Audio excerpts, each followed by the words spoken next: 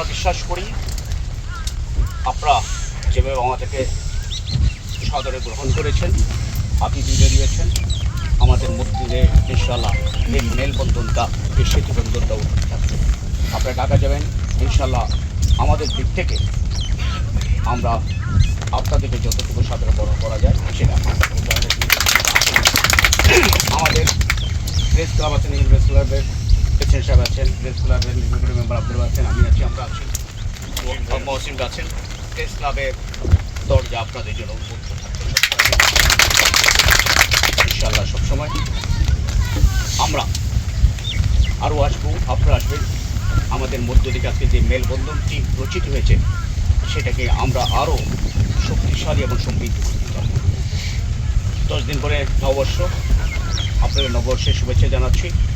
এবং একটা কথা শুধু বলে আমি শেষ করব, গত 17 বছর দেশে সাংবাদিকতা বলেছিল সাদাকে সাদা, কালোকে কালো বলা যায়নি, সত্যটা তুলে ধরা যায়নি। খুন হয়েছে, খুন হয়েছে, সত্যটাকে তুলে ধরে পুলিশকে প্রেস রিলিজ দিয়েছে, ক্রস ফায়ারে মারা গেছে, এনকাউন্টার মাঝে সেটাই আমরা লিখে দিতে হয়েছে।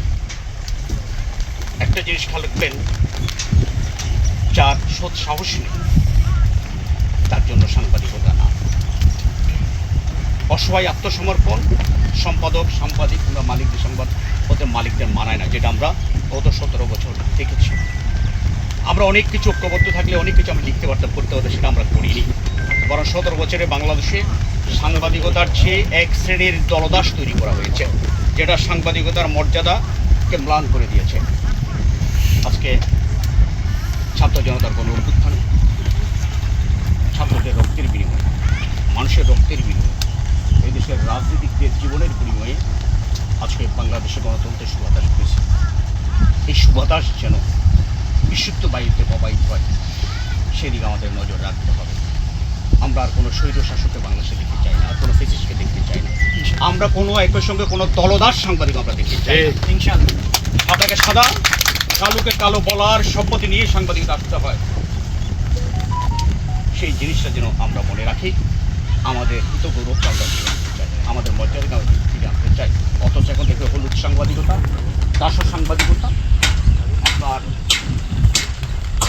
এমনভাবে বেড়ে গেছে, আজকে মূল সাংবাদিক পাওয়া যায় না। সচিবালয়ে বলে ঢুকবেন, বগল দাবা সম্পাদকদের দাপটে আসল সম্পাদকরা এখন কিন্তু কোন ভাষা। এই অবস্থার থেকে যদি আমরা উত্তরণ করতে না পারি, সাংবাদিকদের যে সম্মান মর্যাদা, সাংবাদিকদের জাতির বিবেক বলা হয়, ওয়াচডগ বলা হয়, সে মর্যাদা থাকবে, সেটা আমরা ফিরে আনতে চাই। আমরা জাতের ওয়াচডগ হিসেবে থাকতে চাই, আমরা যেন প্যাড ডগ পোশাক যেন না, সে আহ্বান জানি শেষ করছি। আপনার সবাই ধন্যবাদ।